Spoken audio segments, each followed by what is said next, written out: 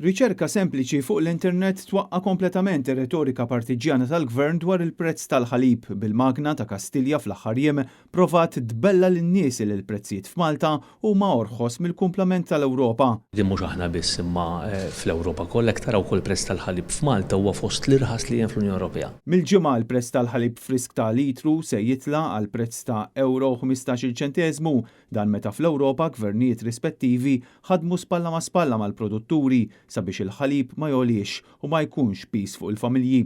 U r-realtà tgiddeb dak il qal il-Ministru Galdes. Fil-fatt il-prezz ta' litru ħalib fi Franza huwa ta' euro u 4 ċenteżmi. Fi Spanja il-prezz medju tal-ħalib frisk huwa ta' euro 3 ċenteżmi u f'xi każi anke orħos minn hekk.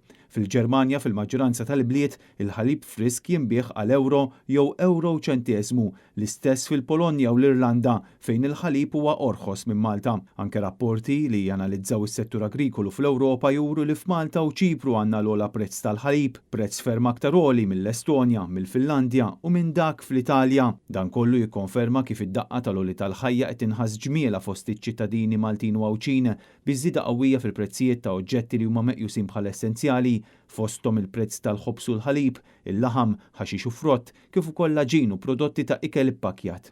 Il-pis fuq il-ħaddiema u l-anzjani qed jiżdied ukoll minħabba li l-gvern apparti li mhux jgħin lir-raħħala mhux qed ikun ta' sostenna l-importaturi u baqa' qatt ma implementa l-proposta tal-Partit Nazzjonalista li jkun hemm fond ta' miljuni sabiex jingħata appoġġ lil dawk li jimpurtaw bilan li l-pis fil-prezzijiet ma jiġix trasferit fuq il-konsumaturi.